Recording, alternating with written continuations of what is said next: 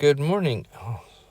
Good morning. And we are in 1 Kings 12 through 13 and 17 through 22. And I am hoping that we can get through these faster. I'm a little bit behind on my readings, but I still felt that I was going to go through the beginning of the Come Follow Me anyway, just to give an introduction to these next few chapters. The house of Israel was in disarray. The kingdom had divided, with the 10 tribes forming the northern kingdom of Israel and the 2 tribes forming the southern kingdom of Judah.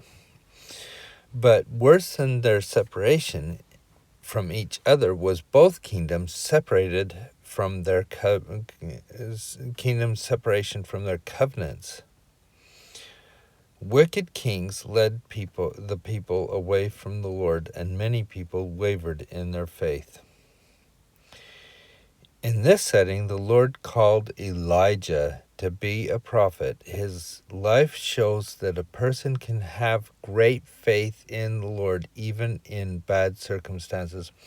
In my reading of the scriptures, all the time that I've been reading them, one thing I've learned is when people become more wicked, you have at least a small group, or even one person, it could be, but a small group of people who become more righteous.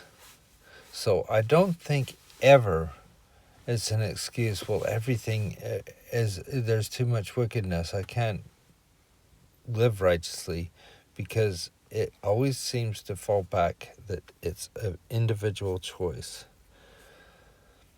Sometimes the Lord responds to such faith with impressive public miracles like fire falling from heaven, but he also works quite private miracles like feeding a faithful widow and his son. And most often, the Lord's miracles are so individual, they are known only to one person. For example, when the Lord reveals himself through a still small voice. Now we can look at Elijah as well, and I think is worth looking at this. So Elijah means Jehovah is my God. Really straightforward. Jehovah is my God. There's no question where his loyalty lies, just in the name alone. Called the Tishbite, but the meaning of this name is quite uncertain. No place being known from which it could be derived. He was of the inhabitants of Gilead, the wild and beautiful country east of Jordan. The nature of the district and the lonely life that men lived there produced its full effect on the character of the prophet. Nothing is known of his parentage. The northern kingdom was the scene of his work. That's important to know, that at a time when, owing the influence of Ahab and Jezebel, the people had almost entirely forsaken the worship of Jehovah and had become worshippers of the Phoenician god Baal. An account of Elijah's life found in 1 Kings 17 to 22, which we're going to be reading, and some more later on. There are also references to him in the New Testament and a lot of other places in the Book of Mormon. And the deep impression that Elijah made upon the life of the Israelites is indicated in the fixed belief that prevails that he will return as spoken in Malachi. The foregoing references from the New Testament show that many mistook Jesus for Elijah returned.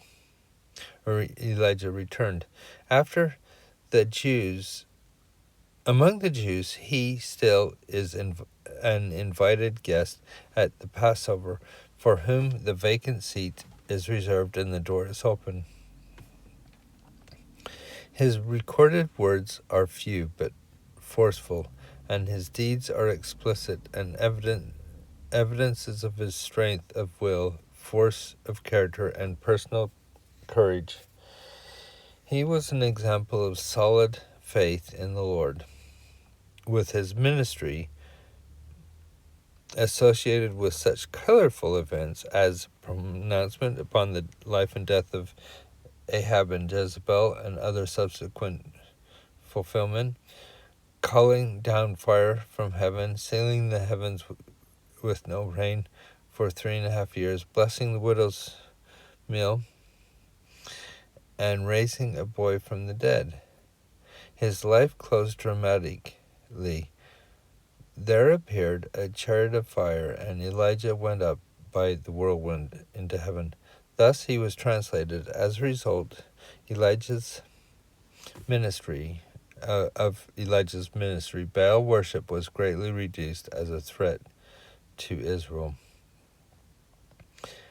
At his translation, Elijah's shawl fell on Elisha, his successor. The term mantle of the prophet has become a phrase indicative of the prophetic succession. We learn from latter-day revelation that Elijah held the sealing power of the Melchizedek priesthood. He appeared on Mount Transfiguration in company with Moses, also translated, and conferred the keys of the priesthood to Peter, James, and John. He appeared again in the company of Moses and others on April 1836 in the Kirtland Temple and conferred the same keys upon Joseph Smith and Oliver Cowdery. All this was in preparation for the coming of the Lord, as spoken in Malachi. As demonstrated by his miraculous deeds, the power of Elijah is the sealing power of the priesthood, by which things are bound or loosed on earth, or are bound or loosed in heaven.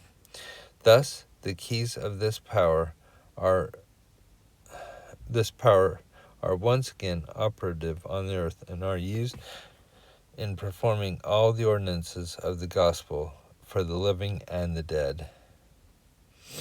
So that is what we're going to learn today. We've got a lot more in here.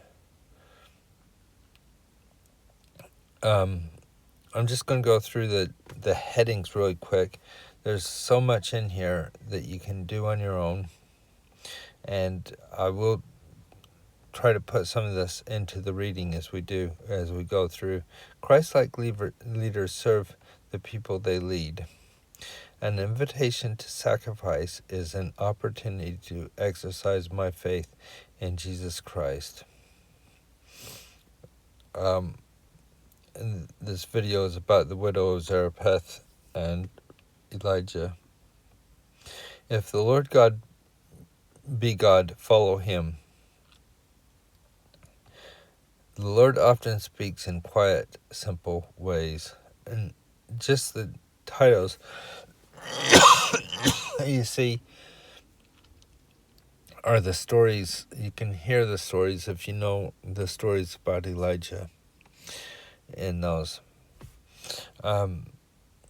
Finally, use multiple senses to enhance learning. We all learn about the world through our 5 senses. Using these senses can also enhance gospel learning. For example, think of images or sounds you could use to illustrate words still and small as you learn or teach the Lord's voice in 1 Kings 19.